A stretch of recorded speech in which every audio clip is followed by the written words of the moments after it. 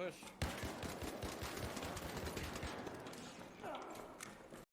This is our Arc Raiders script 4.0. Just so you guys are clear on how often we update all this for our clientele and members, we started off at 1.0, went from 1.1 all the way up to 4.0. Here's what we have now.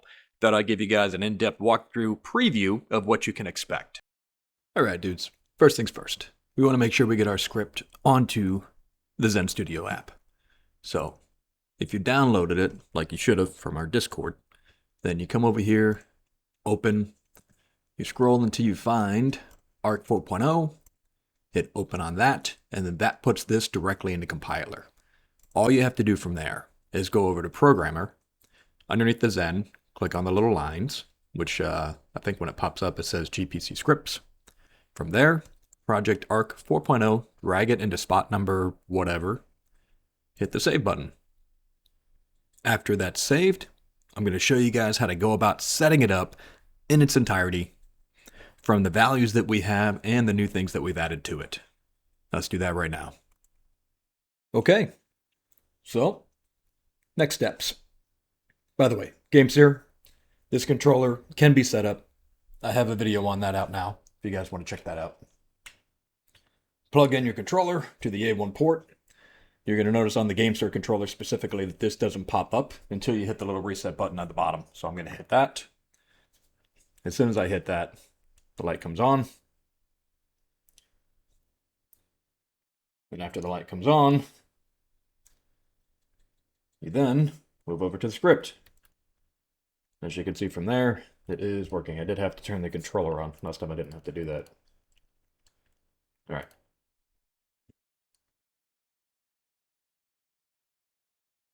We have passcodes on all of our stuff, so you guys would have to join up as memberships, and people can't resell our stuff because we got a little tired of that shit. Anyway, here we go. Hold LT in menu, and that's how you're going to get into your Cronus. So once you hold LT and menu, you'll see that it pops right up, and here's all the different things that we have in here, so you guys can take a good look, and that way you can see what you're getting yourself into. Primary, we have primary and secondary. So we're going to work with primary first, and then we'll do our secondary profile after that. Now, with our primary, you've got anti-recoil, aim assist, dynamic sensitivity, rapid fire, burst fire, strafe mode, crouch spam, auto ADS, inverted Y. That's super important, by the way. I'm going to turn that on now because inverted Y is what I use when I play these games, and the controller setting does have to match up. So if your inverted Y does not match up to the inverted Y in the game, you're going to have all these kind of issues. So make sure they match up, make sure they line up. Auto run, meaning as soon as you hold this in any kind of capacity, you will start running. Auto reload, we have it in there because we have like one guy that likes it. I never recommend that one. Rumbles, don't worry about it. Dead zone, totally up to you. If you have a Gamesir, you have the Nexus app to set up your dead zones. But if you don't have a Gamesir, then you might want to set up your dead zones on your Zen. My recommendation is that they match whatever you have in the game as well. Auto ping is a really cool one. Sensitivity, auto light, VM speed, which is really interesting, by the way. So if you turn that on, you could then make the adjustment to whatever the speed is that you want it to be. And when I say what you want it to be, I mean the actual lag and the latency between the Zen and the controller and your console. That can be helped with the VM speed from the Zen. Dodge roll, sprint dodge, snap hook, which is really cool, by the way, and swap trigger and bumper. Let's go right back to anti-recoil. So here's what we're checking out with this one. We're going to go into standard or progressive. I recommend you go to standard to start.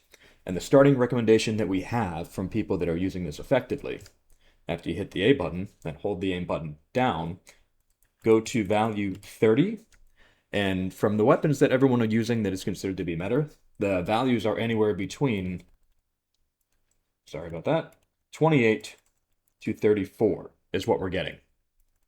So staying at 30 for a starting value, that's pretty decent. Now, in order to do all this that you just saw me do, I'm going to back out of that. If you want to get into what you have right there, you would hold the A button, or press the A button, and then while you change your values, you'd hold the A button down and then use your D-pad. Now, if you're playing anti-recoil with inverted look, you have to go into the negatives. You can also change this by going D-pad right, and that'll put it down to horizontal. We haven't had anyone having to use horizontal, but if you're one of those people that feels like you need it, it's there if you need the option. So hit the B button to back out. That's standard anti-recoil, meaning there is a singular anti-recoil option for vertical. Let's show you what progressive can do. When you have a weapon that has a longer magazine, a larger magazine, let's say 60 to 100 bullets, you're going to start off at one anti-recoil value when you initially shoot, and then it's going to end at another, because it doesn't always just shoot straight up. It shoots up and then it stops. So what you would do with something like this is you'd put an anti-recoil value, let's say at 30 to start, and then you would end it, let's say at 10. So when you're halfway through the magazine, it pulls differently. So instead of it just pulling all the way down all the time, it'll pull in phases. And that's what progressive can do for you. That sounded like an advertisement for those people. I didn't mean to do that. Next up, aim assist. Now, we've got a bunch of different types in here. You can see evil is one of our newest ones. It's a really good one. It's worth checking out. Sticky is everyone's favorite. I personally like Helix, and I like normal. But sticky is everyone's favorite. The next one that I would try out is evil. So let's go to that one. Hit the A button. We always recommend you start off at 8 radius and steps 15. What these do, one of them is the like how quickly the actual controller, the joystick, is moving, and the other one is how far it moves, basically. So how quickly it moves and then how far it's actually moving. So it can move really, really quick, but then it can also move over distance. So the speed of it and the length or the distance of it is what those two things do. For something like Battlefield, for example, I tend to go at 15 and 25. But we found with Arc Riders, couldn't think of the name. Let's go to steps. We found that with Arc Riders, 10 and 20 is a really decent starting point. Now that will go for any of the aim assists that you guys choose. So if you wanted to stick with 10 and 20, try that. You're going to have to figure it out yourself in-game and, try out a bunch of values. Try out and see what works. I would suggest going all the way up as max so that you could see like what it's really doing and then tune down from there. But totally up to you how much you want to feel that. Hit the B button to back out. All the different aim assist options that you have in here, you have the ability to use them to your discretion and try them out, see which one works best for you. The different aim assist options are going to work differently depending on the game that you're playing. So try to use the one that you think is best for you specifically. So turn evil on, let's double check, it's on there. Okay. So dynamic sensitivity. Hit the on button, hit A, and you can do the limit, the restart, the max sensitivity, the inclination rate. All of these things are in there for you guys to check out, and that's going to have an effect on how fast your joysticks are moving while you're in the game. So it's up to you if you want to use that one. Rapid fire is a really good one. So if you have a weapon that shoots one bullet at a time, like a pistol, holding down the trigger, the right T and LT at the same time, with this turned on as ADS and fire, for example, this will help you shoot the entirety fully automatically. Now, it doesn't change the fire rate of the gun, but what it does is it allows you to constantly hold the trigger down while the gun constantly fires instead of you having to pull the trigger the entire time. I apologize, my bird is waking up right now. Anyway, ADS and fire, I'm sorry, right there, burst mod, ADS and fire. You've got it on hip fire if you wanted to do that, or off, and those are the options for those. And you can change how you want this to behave, how fast or slow you want it to pull the trigger for you. We put it at 120 because that's the best starting value, but it's up to you guys how you want to do that. Strafe mod, cut strafe, strafe shot.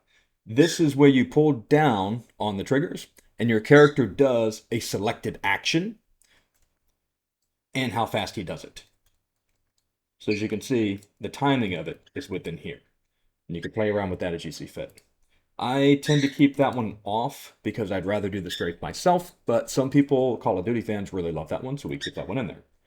Crouch spam, you guys should know what that does. If you don't have the back buttons, like on the Gamesir, then having something do this for you is super effective. So as you shoot, your character bounces up and down. That's the B button, that's the crouch button. Super effective? for a lot of games, like Destiny, for example, but it's also pretty effective in games where you can hold down the trigger for an auto rifle or something that shoots constantly, and then your character bounces up and down so that you are not getting into a gunfight and not able to move because you can't move from the B button, back to the A button or any of the other things where you're trying to fire. So super effective to help out in that regard. Auto ADS, when you turn that on, it just automatically aims down sights. I don't like that one. I think we have one guy that does. That's an accessibility issue on their part with their fingers because they have some type of nerve damage. All right, remember we talked about inverted Y. Keep that on if in the game you're using inverted Y. Auto run, PS5 and Xbox. I play Xbox and console, so I'm going to put this on Xbox with my Gamesir, meaning as I press forward on my joystick, he will automatically run. If you have that on and you're running no matter what without having to press down on the joystick, then your character will move forward quickly as if he is sprinting. And if you wanted to, you can hold down the B button to crouch while you walk to keep yourself, at a certain speed. But then when you stand up and hit this trigger, this joystick, you will run, and that's the whole goal of that. Auto reload, suggestion for that is to keep it off. Every time you stop firing, it reloads. I actually found that to be quite annoying. Dead zone. So, dead zone value, you've got all the way from 0 up to 30. So if you guys understand dead zone values, and I'm assuming most of you guys do, keep this around 4 to 5, because that has to do with how your joystick is engaging with the game itself. All right, let's back out of that. Auto ping, that's a really good one. So the minute that you aim down sight, it's doing the ping. A lot of people have their ping set up to D-pad. So if that's how you have it set up, okay, cool. This will do that for you so you don't have to change your hand position. Sensitivity, match this between what you have in-game and what you have on the Zen. And then auto light. I actually don't know what that does. I think that's the little light thingy that, not a camera, the hell do you call it? No, it's your flashlight. No, I couldn't think of the word. All right, VM speed. Depending on your console, if your VM speed is slower, for example, then you might want to change that. And going up all the way up to 5, it's going to be faster. But me personally, I keep it at 2, or I just turn it off. Some people do have latency issues. This is one of the things that helps the controller and the Zen, give you a better effect while you're in game. Dodge roll, what that means is the minute that you hit the button, it immediately does the dodge roll for you, so you do not have to hold the button. So it's just a press. That one's a little bit iffy. And again, we have some accessibility issues. In chat, where holding a button down and doing that repetitively causes issues, so we added that as a feature. All right, snap hook is really cool. Again, you would place it to PS5 or Xbox. I'm on the Xbox, so that's where I would place it. That is primary. Now, primary would be your primary weapon, and that would be one profile. If you wanted to set up the next profile, you would do the same exact thing, but you do it for secondary. And then my suggestion a lot of the time is to set these up one at a time, because as you're going through it, and if you have an issue with one or the other, you want to make sure that you kind of figure that out while you're here in a practice environment, not in game where everything matters and you might lose all your gear. But you do have secondary right there. All right. I'm going to go back to primary, and I'm going to leave the video there for you guys. If you have any questions, leave them in the comment section down below. Remember, I love all you guys. Oh, I always do that. Let's remember to save it. Double tap B. Now we're saved. Bye. Now, I love all you guys. Remember, let's keep it Zen out there.